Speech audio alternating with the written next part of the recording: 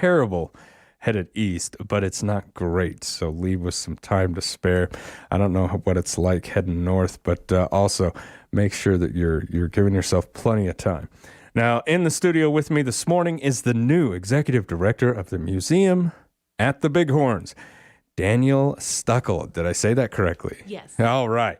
And board member Becky Spees. Now, Becky, welcome back to the show. And Danny, welcome to the show. Thank you. Thanks for having us this morning. Now, Danny, how and where did you grow up? I'm from North Dakota. I lived there most of my life, North Dakota and Minnesota, and grew up on a farm about 20 miles from the big town, and really enjoyed being close to a lot of relatives and history of my local community. So really just grew up immersed in history. And when I went off to college, eventually I studied history. Oh, really? Yeah. That's fascinating. If I didn't go into journalism, I touched on biology, but it was really history that kept me coming back. The history of biology, the history of the scientists who discovered certain things. My father was a big history buff. So growing up, it was constant. I've spoke about it on the show plenty of times. You don't read without learning something. There's he was always asking, well, what's that book doing? What's it doing for you? Mm-hmm. And most of the time it was, as long as it was history, he was completely good with it. Now, what inspired you to apply for this director's position? Where were you at when this came down the pike? For the last little more than a decade, I was working at the State Historical Society of North Dakota. I was located in Bismarck, where our headquarters were, and I had been looking for a new opportunity for a little while, but I really wanted to stay west of the Mississippi, preferably west of the Missouri if I could, somewhere maybe in the Pacific Northwest or the Rocky Mountains. And I spent a lot of time in Wyoming. Growing up, we always went to Yellowstone, and I just really liked the area. It's really beautiful here, and still close enough to my family that I can go home and visit for a long holiday, but nice to get out and have some new adventures too. And no change in the weather. No, not much. You're used to the weather outside, aren't you? Yeah. The blowing snow is something you know well. Yeah, yes, exactly. Now, let's see. So you are a history buff. Yeah. Do you like the old artifacts? Is that something that you were trained in, dealing with things like that? A lot of the focus of my work has been telling stories about objects. Everything has a history. Even things that people don't think about. If you listen to podcasts or anything, there's some really good history podcasts out there, and some really good ones that focus on it feels like really mundane history. There was one I was listening to about the history of straws, because straws were a big thing in the news for a while. So somebody did a podcast about the history of straws, which is actually really interesting and a really good example of, they have evidence of thousands of years ago what people were using for straws, and found archaeological evidence of some of this stuff. And it's like, oh, yeah, there is a really interesting history about how people have made them over the years.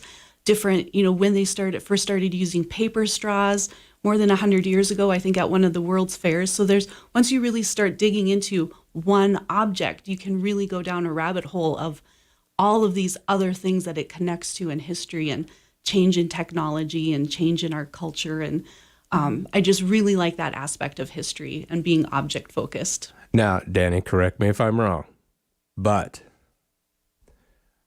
reeds were used to get under the mash of fermenting grain to get to the alcohol underneath. Oh. And did they mention any of that? Because there's an ancient Sumerian tablet that actually shows the community coming together around a large vat, and everybody got their reeds, and you used it to get underneath there to get to essentially the world's first beer underneath the grain as it was fermenting. Did that I don't podcast remember explore that? if they talked about that or not, but there's just another example of all of once you start digging these things up, all the little different tendrils and roots you can follow to find out more stuff. Oh, yeah. I like that. And it's amazing how, like, the reasons society was even formed, you know, the theories that are out there, and beer is one of them. Yes. Beer is one of the theories where it's we all came together in the tribe around the big vat to drink a little bit of beer, and that's why agriculture and everything else took off. So in our exhibit about straws, I think we need some type of beer event there, right? Absolutely. There we go. Absolutely. Credit where credit's due, right? The foundation of our society. It's amazing, though, some of it, we were talking about rabbit holes before the show. That's one of those rabbit holes you can really get down, you know? A straw. Something as simple as a straw Yep. can be so fascinating. Yeah. Right. Yep. And once you really get to looking into it, Yeah. Everything. it could have been a cornerstone of all of civilization, and Yeah. you never know it. Now, what was your first objective when you started at the museum? What did you want to get done first, really? Well, I am very, very new. I've been here just slightly over a month. I started October 13th. So one of the things to start with is just to get to know people. I know a lot about the museum side of doing business, but I don't know a lot about how our particular community is different or similar to other communities, and how people here, you know, all of the, what are the events that occur throughout the calendar year? Who are people who are influential that we need to bring into our museum circle? Who are people who get overlooked that we should be bringing into our museum circle? There's just a lot to get to know about the community, and that's where I look to our board members and staff to help me figure out. I know the museum side of things, I can bring that to what we're doing, but I need everybody else to help us understand what our role in the community is, how we can play a bigger part in the community, and just touch base with more people. Yeah. Yeah. She's been so good too. Let me just kind of jump in there. We have a few new board members within the last month or so, and so she's kind of come in and getting to know everybody on our board, and she's been so good about meeting with us and getting to know us, and I think that's so important. Just those connections, and the more we can work together and reach our community, find out what do they want to see. What with her expertise, what can we bring for you? Oh, yeah. Yeah, Yeah. so important. But she's so good. And I Yes. I don't want to speak out of turn here, but I interview a lot of executive directors of nonprofits and organizations, and the one thing that I have noticed, it is those connections, those partnerships that are formed, where you can literally watch somebody brand new come into a community, and within a couple months' time, boom, I got friends all over town because I get involved here, I do that over here, and then we form those partnerships, and all of a sudden, there's an event, Exactly. you know? Yep. And those events bring in donations for everybody. Yeah. Yes. And with something like the museum, you're not just preserving and telling our past, but really you're helping to form the future as well when the kids come through and they start looking at where do I come from? Yeah. Right. And it's just fascinating to watch those little eyes light up. Hitting all those age groups, within our community, everything from kids to teens to adults, to our elderly people. Just kind of what can we do, and who can we connect with, the other groups within our town, within our area that we can work with, and we Yeah. look forward to that as well. Collaborations And So a lot of important. great programs up at the museum that help to do that. Yeah. Museum After Dark, it's kind of an older generation type Yeah, sure. of a program, Yes. but you get a lot of participation in those things. Yeah. Which is absolutely great because you put it on, but you can also learn.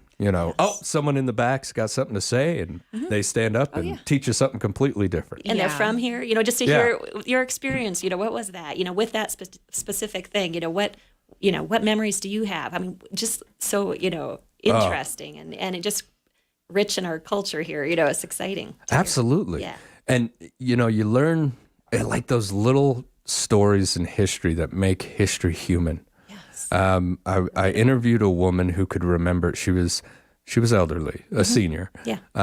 But she was a little girl when Buffalo had its train, Duffy's Bluff. Love that. And she told me a story. She her and her brother would sit on the fence and watch that train come in.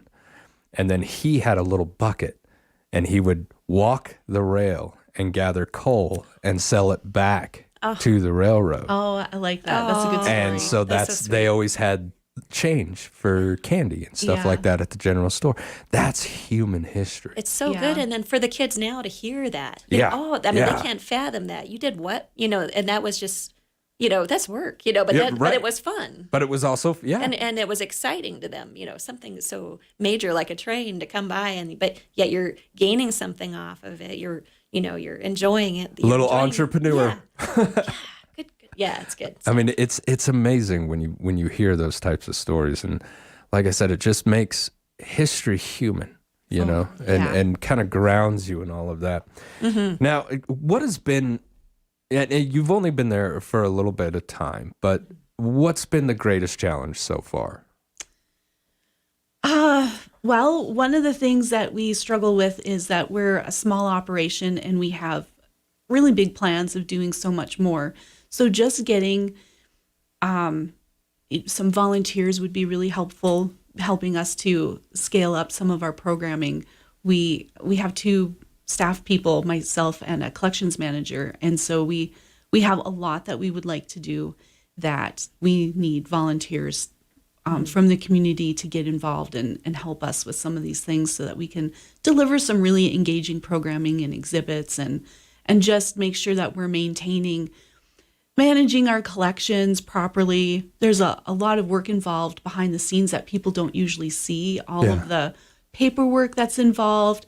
We try really hard to collect stories for the objects that come in, and that just takes a lot of time, and we're stretched thin. So that's one of the biggest challenges, is just trying to figure out where our priorities are and what things really need to be done this year. How are we achieving the goals that the board has set for our organization, and how can we not drop any of those balls that are still important, even if they're not a priority.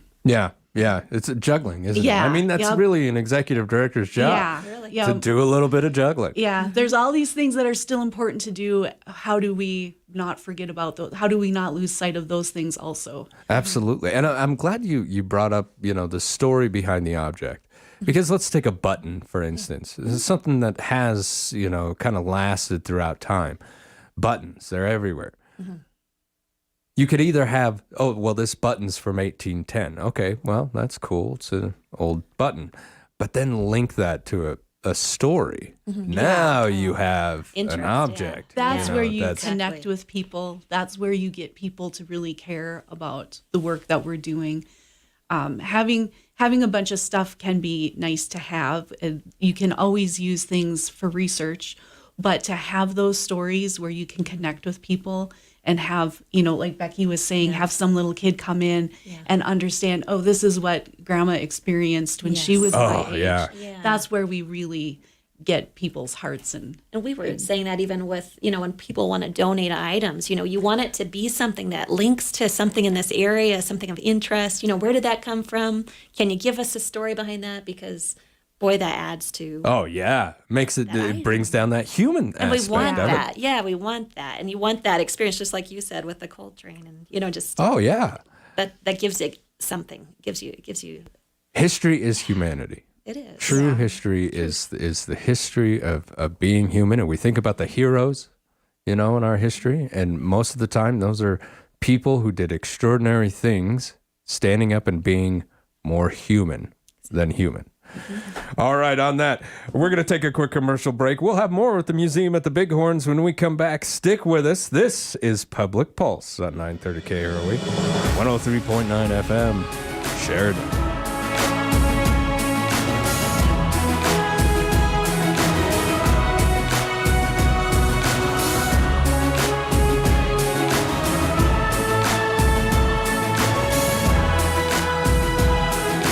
Have you heard? Sheridan's own VacuTech is growing and they're now hiring part-time weekend workers. Open positions include general labor, machine operators, craters, and more.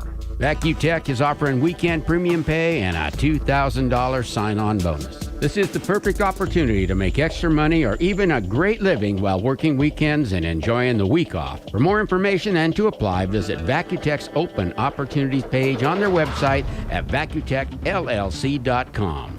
Hammer Chevrolet, where every vehicle is new to you, Troy Baker. Bob, trade in and trade up. We have a nice selection of pre-owned late model vehicles, like a 2019 Chevy Colorado ZR2 Bison Edition priced at $46,495.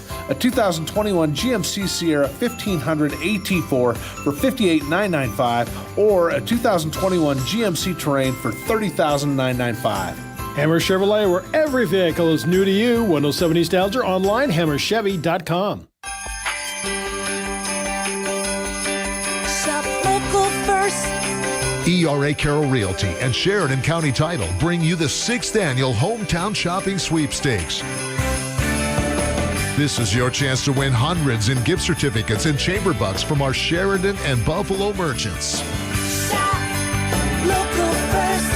All across the area, shop here first. Winners get gift certificates from stores like Black Sheep Barber, Expressions Art Gallery, Window Works and more, Blowdorn Lumber in Sheridan, Cheesecake Squared, Urban Thrift, Sheridan Wild Sports Card, Heartland Kubota, EBA Hearing, Clean Air Wellness, and Pride and Groom. Enter daily through December 14th. Go to the contest page at SheridanMedia.com. Shop local first. All across the area, shop here first. Remember when your mom would say, "Stop crying, or I'll give you a reason to cry about"? Well, if you didn't stop till she gave you a reason, then you need the calming that only comes from the health-giving things you get at the Health Nut. An organic and healthy soup, salad, smoothie, and sandwich bar.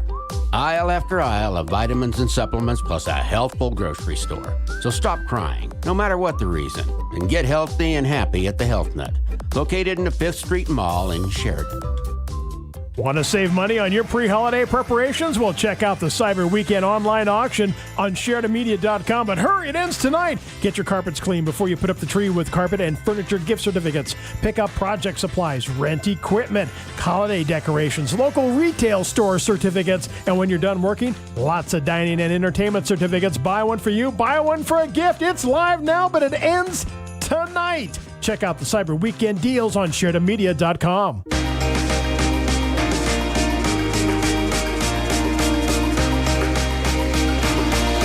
Welcome back to Public Pulse. I'm Floyd Whiting, and with me this morning is the new executive director of the museum at the Bighorns, Danielle Stuckel, and board member Becky Spies. Now, we'll talk about some events that are coming up. The museum is adjusting its hours for winter, I imagine. Yeah, we are open right now. We're open Thursday through Saturday from 1 to 5, and our gift shop and our museum are open. And we have on December 8th, we have a History After Dark at 6 p.m., which is featuring this month we're talking about Under Sheriff McFerrin, which I'm not familiar with. It's a story that I'm going to be learning about for the first time, and I'm excited. I enjoy hearing about these things that happen locally. And then December 17th, we have two big things going on. That morning at 10 a.m., we have our Tidbit event for kids. And then we have our holiday open house in the afternoon from 1 to 5. Definitely come for that. That'll be a nice event. We'll have some goodies there, just nice open house, and invite people to come and check it out. Now, when it comes to the open house, are the fees waived? It's free and Yes, open to the it's public. Free and open to the public. you. Great Yes, opportunity it is. to take the kids up there. Yeah. Are we all decorated for Christmas up at the museum? We're working on it. We have a few things out, and we're still looking at what else we might want to do. Thanksgiving's over now. We can. Yeah. You can finally put up the Christmas decoration, Halloween. right? Yeah, there you go. I like that. We had a big Has poll to be. question and a Yeah. big discussion on Open Lines saw about where that. I Christmas should voted. be. Good. After Thanksgiving. After Thanksgiving. Yeah. I mean, that's we, fair. We waited at the museum till after Thanksgiving. Yeah, That's fantastic. We've got a big tree up already, but it went up after Thanksgiving. Good. Good.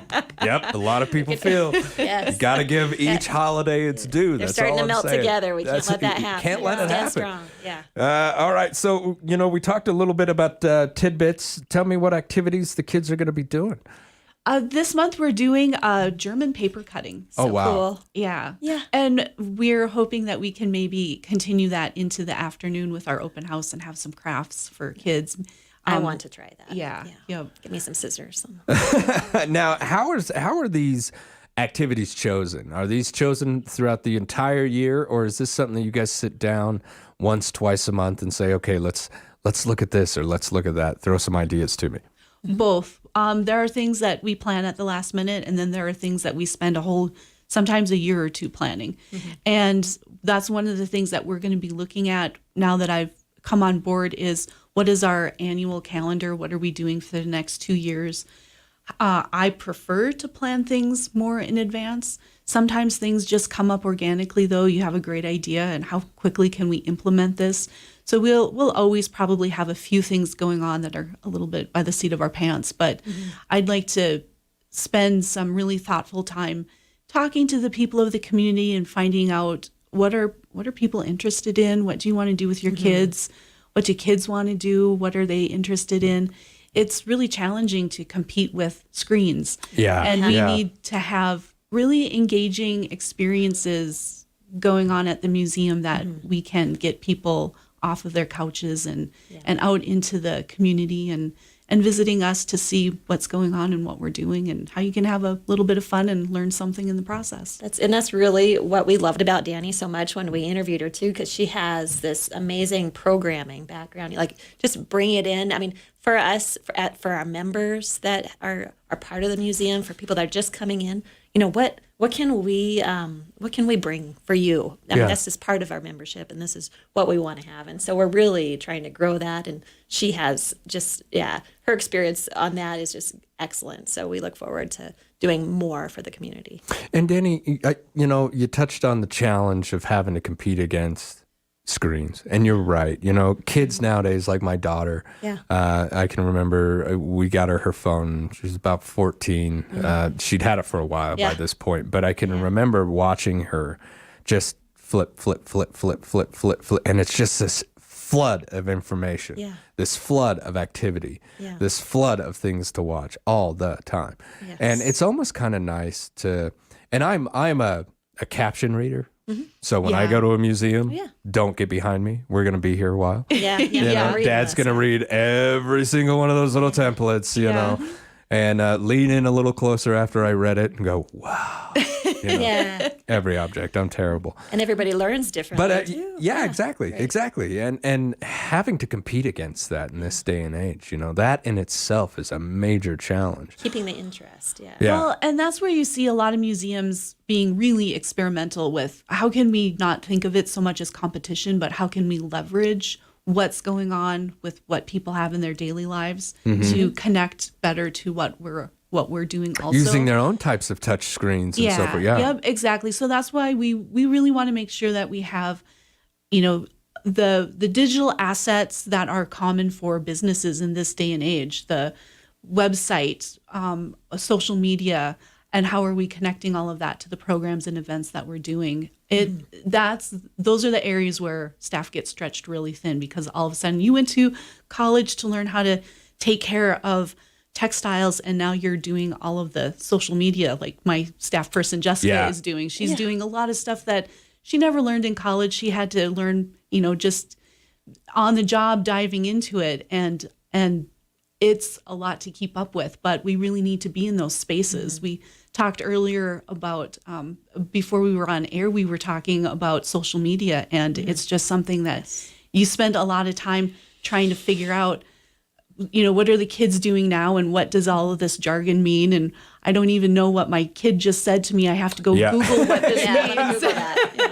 So you spend a lot of time just trying to figure out the landscape of how does this algorithm work, and how can we leverage this to get people who are looking at their screens, how can we get some time in front of their faces too, and then actually get them interested enough to come and see what else we're up to. That quality programming is really key. And like you said at the beginning of the show, those partnerships to bring everyone together and being able to share those different ideas, especially for fundraisers. I've seen that work 1,000 times, you know, Yeah. and it's great to see organizations. we don't do have that. to reinvent the wheel. We can Right, look to right. our friends in the community, and I love that, building partnerships. What can we do with other people, other organizations to maximize what we're all doing? Now, speaking of this, you guys have updated your website. Am I correct in this? Yes. Tell me that website. We have a new URL that we're using. The new website address is museumbighorns.org. It changed slightly, and we're working on getting everything. That's one of those extra things that we're you have to squeeze into your day of how do you go in and make sure that you're on the right, that Google's picking up your new Algorithm. Yeah. And they're, pulling it exactly. in. So that's something we really wanted to make sure we're communicating to people. You can find us at museumbighorns.org. Well, fantastic. And if I wanted to volunteer, do I just come up to the museum or give you guys a call? Either right now, this time of year, especially because we're not open to the public as often, shoot us an email or give us a phone call to make sure that we're available. But definitely, we want to make sure somebody's at the museum if somebody's taking the time to come up there. So give us a call or an email or stop by when we're open, and we're really happy to talk to people about what they're interested in doing. We do have some specific jobs we would like people to do, but there's so much stuff that we can be flexible and work with people on. If you have something specific that you're really interested in doing, we Any can help probably, we can probably work with somebody to figure out, oh, you know what, you have this very specific interest, and we can find a connection for you. All right. Now, Danny, Becky, thank you both for braving the weather and coming out and seeing me. Danny, it was a pleasure meeting you. Thank you. It was for nice to coming meet on you the as show. well. Thank you. All right, when we come back, we're going to speak with the Sheridan Civic Theater Guild. This is Public Pulse on 930 KROE and 103.9 FM. Sheridan.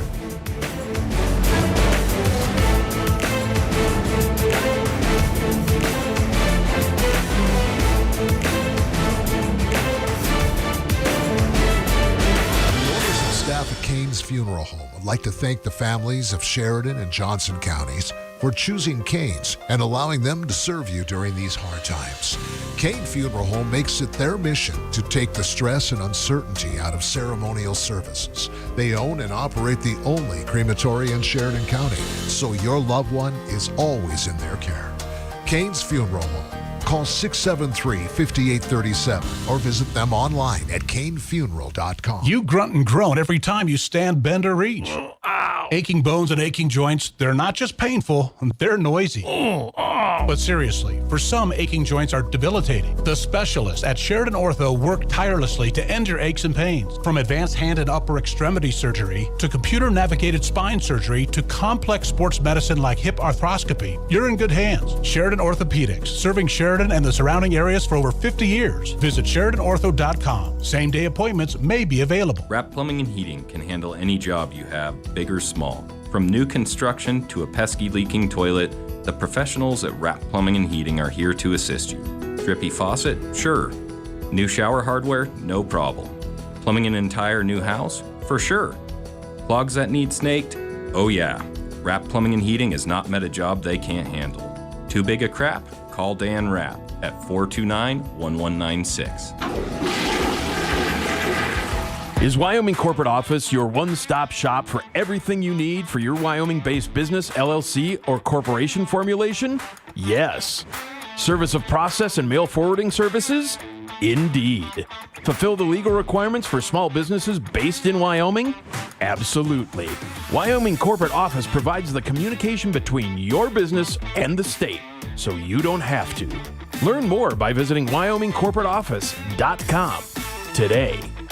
Nyar, has your house or ship become so bad that your poop deck is now downright crappy? Paint peeling off, or barnacles are bringing down the neighbor's home values? Nyar, you need Devin at Wire Renovation, matey. He'll come by, take a look at your crappy poop deck, and make you an offer, no matter the condition of your ship, or I mean hose. Set sail today to rid yourself of that dilapidated mess. Find out more at wirerenovation.com or on Facebook. Shop Cyber Weekend now on SheridanMedia.com, but hurry, it ends tonight. Botox? Check. Hydrofacials and other sponsor certificates? Check. Restaurant gift certificates? We've got them. Local retail merchant gift certificates? Yep, they're on Cyber Weekend auction too. Home and garden projects, outdoor fun. It's all online with the Cyber Weekend auction only at SheridanMedia.com. Shop local, save money. It's a win-win. Cyber Weekend auction live now, but it ends tonight.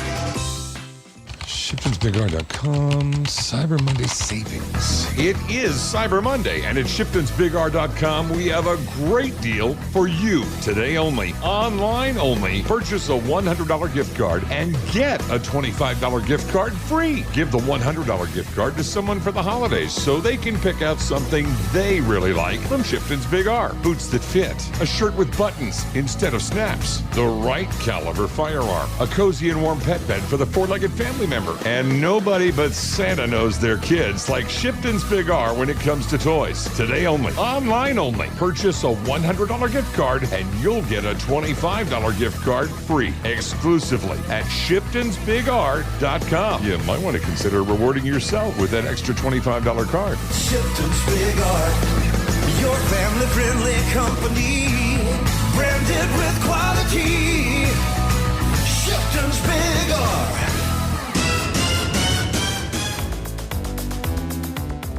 Good morning and welcome back to Public Pulse. I'm Floyd Whiting. For the second part of our show this morning, I am joined by the Sheridan Civic Theater Guild President, Grace Cannon, and directors, Candy Davis and Pat Tomsovic. Good morning, ladies. Good morning. I got to turn you on there, Grace. There you go. There we go. Good morning. Welcome Good morning. back, Grace. How are you? Good. It's always good having you on here. I love talking to creative people. I love having the Sheridan Civic Theater Guild in here. We get to discuss certain creative thought processes, and having the directors, you really have to take a step back and think creatively, not just about the actors and what you want them to do. Where's my setting? Where's my tone? Where's my themes? And so I love having you guys on here. Thank you for coming on the show. We have got a Christmas coming up at the Carriage House. Tell me about it. Yeah. Christmas at the Carriage House is a tradition with Civic Theater Guild. It hasn't happened absolutely every year, but the first Christmas at the Carriage House was in 1999, so that was 23 years ago. And I was on the board at the time, and as Grace and Candy will tell you, sometimes in community theater, it's not the easiest thing to fill your season.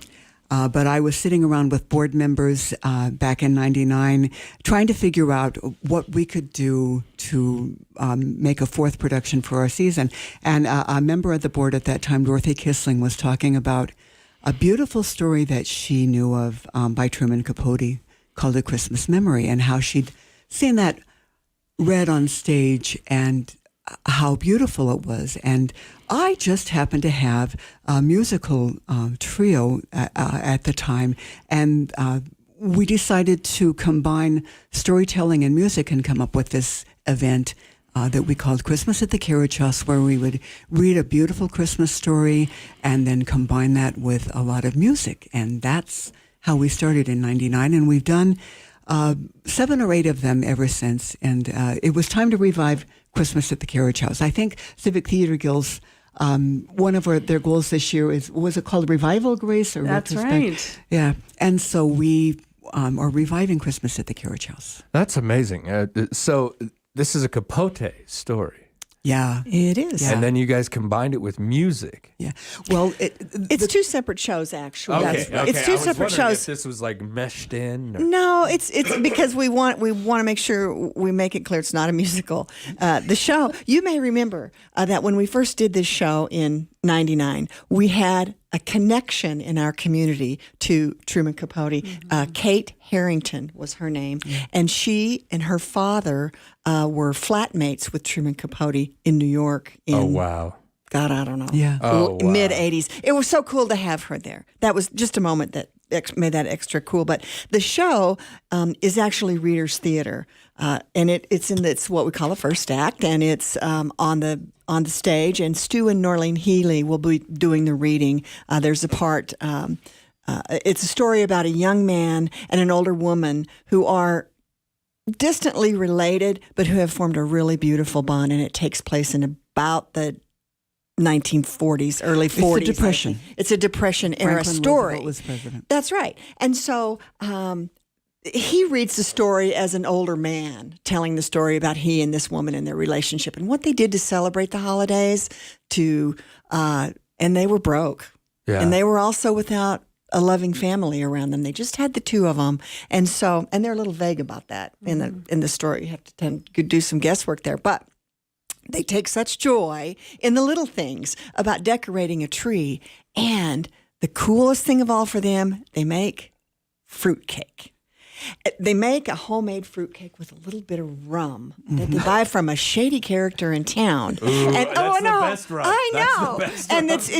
it's their year-long project that they gather all that they need for these fruitcakes. So that's the first act, read by Stu and Nerline, who are consummate actors and deep history, rich history in the theater. So that'll be very entertaining. It's fun just to watch them.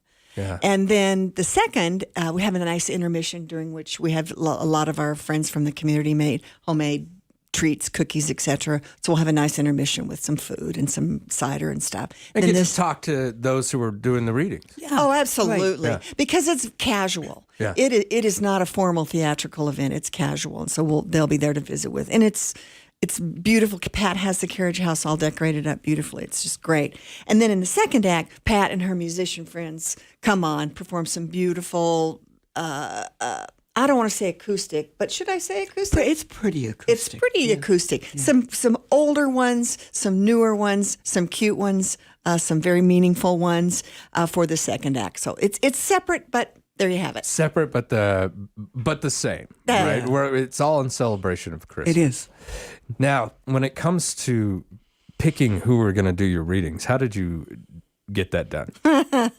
Well, Pat called Nerline and Stu and said, there we go, yeah. and said, "Could y'all do this?" And of course, they were very generous about saying yes, and because they're so good. You probably heard about them or saw them in our most recent show. Well, we had last spring called The Last Romance, and they played an elderly couple, and so they do beautifully on stage together. Now, Gene and I don't know if we could pull that off, but I know Stu and Nerline can pull that off, and it's a beautiful thing. And so it was not a thing that we did auditions for. We just had our minds. You knew who you wanted. We did. Yeah. In the past, there have been many stories. Candace and I have really done a lot of Christmas at the Carriage House together, and we found stories that would have anywhere from 1 to 8 or 9 people in the story, and I think it's a fairly easy thing to take a story and just assign parts to readers. You know, we had another Truman Capote story called Jug of Silver. Candy found a great one called The Christmas Orphan, and we did hold auditions for those because several of those had children in them as well. Oh yeah, So- that's always The kids difficult. were great. But this one was just a 2-person. How long did this all take to develop and organize? I have been working with my musician friends for, I bet you, 2.5 months. It was a matter of I had my core person, I guess, my buddy Nancy Phillips, and I have sung together for 25 or so years, and I just tried to reach out to people, musicians that I knew in town who would work well in an acoustic setting. Yeah. And we do have a bass player and a guitar that we have amped this year, but for the most part, we're totally acoustic. And the Carriage House lends itself to that really, really well. You know, it just seats 88 people, and you It's can a little bit smaller of a venue, but it adds to that personal touch, doesn't it? Yeah. Yeah, like it's a private showing, Right. even though technically it's not. You could feel like that. Yeah. Now, how did you choose and develop certain performances in the past for Christmas? How do you come to these decisions where you're like, okay, we know how you come to the we're going to do Truman Capote because of this. What are some other shows that the Carriage House has done in the past for Christmas season, and how do you choose those? I'm a former teacher, and so I have access to a library, and I also really like children's literature, and so I think way back in the 90s when I was doing this originally, I went to the library a lot because I was always looking for a Christmas story that was not that well known. I didn't want to do. We don't want to do the Christmas Carol. And again. I didn't want to do the Little Match Girl and some of those kinds of things. And so I read and read and read. And one year, a favorite author of mine, children's author, is Gary Paulson, who wrote Hatchet and a lot of children's favorites. And Fantastic book. he wrote this beautiful, beautiful story called The Christmas Sonata. Sometimes there always seems to be a little boy involved in these stories, but this was a story about how he and his mom took the train back to visit an aunt and uncle of his who had a general store in Michigan. His dad was in the war, so it was during World War II. But that was just a beautiful story, A Christmas Sonata. And then I just read and read, and when the internet came out, I just got on the internet and would Google Christmas stories to read aloud, and I found a beautiful one by Pearl Buck, and it was just there's a lot of beautiful stuff out there that you may not see because you're used to. But you have to read about 50 before you get a couple. Find of that good gem. ones. Yeah. You gotta read a lot to find them.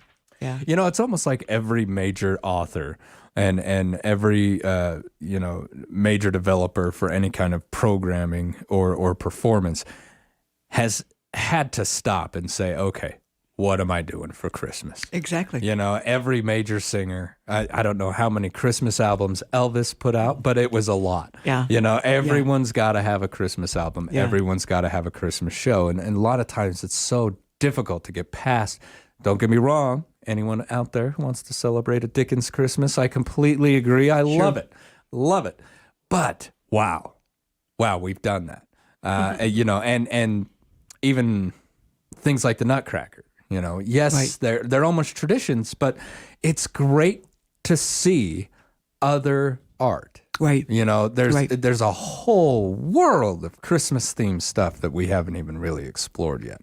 Right. And so I love that you guys, that you have taken the time to find those gems. Yeah. And like you said, Candy, you might have to read 50 to get to the good one, but it's worth the work, right? Yeah, it is. Now, do you ever remember a specific performance that didn't really go well? A Christmas performance? Oh no! They all go over great. I mean, there are stories of live theater gone wrong in our community abound. Yeah, abound. In fact, Grace's father gave to my husband and I one time a book called The Art of Coarse Acting. And in it had a lot of wacky theater mishaps, some of which we've established here. Most of them I can't really say on air. Right. But we've had some serious mishaps. The audience loves that part, by the way. But not at Christmas. But not at Christmas, and definitely not this show. Yeah, I think the worst thing that we deal with at Christmas time is the weather.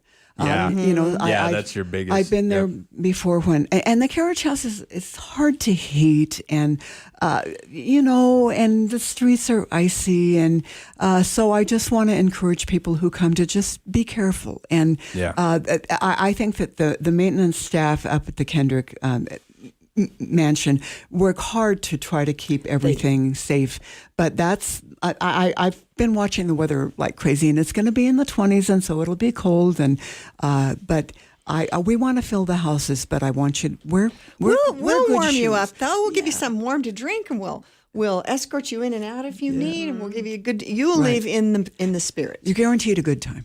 Tell me one more time when this is going to take place.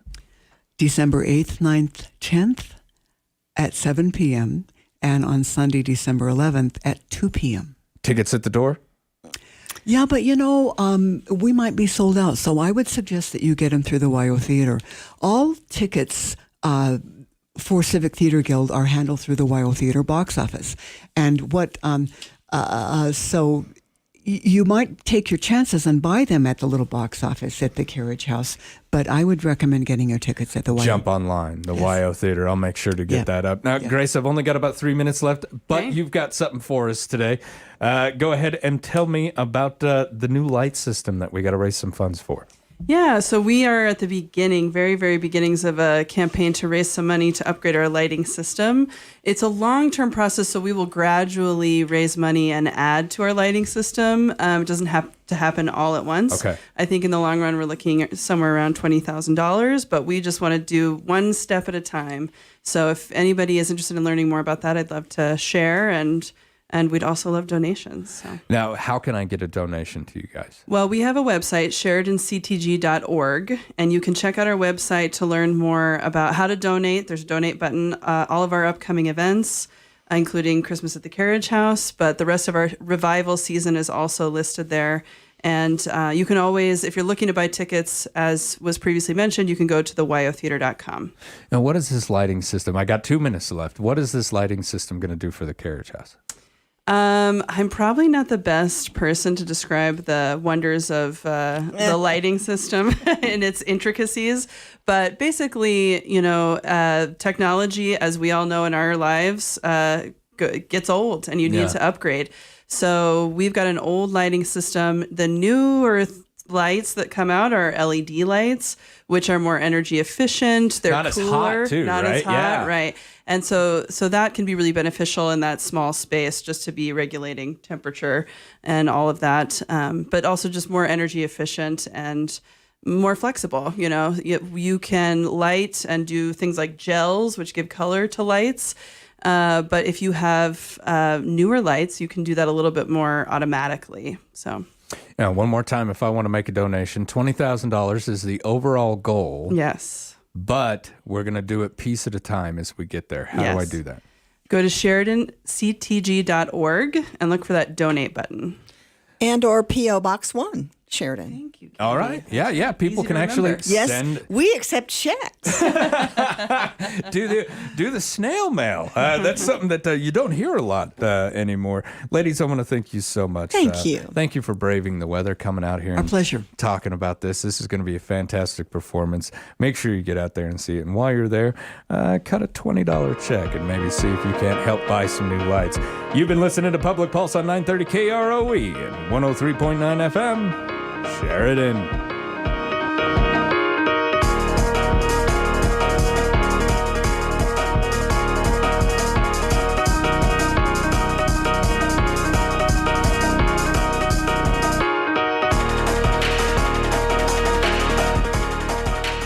Want to save money this holiday season? At Legacy Diamond & Gems, they have a wide selection of beautiful jewelry all on sale up to 50% off. Their total store renovation in 2023 motivates them to sell at discounts like never before. Again, save up to 50% off in-stock items only for a limited time. Hurry into Legacy Diamond & Gems while the selection is at its best and where quality and value are always in style.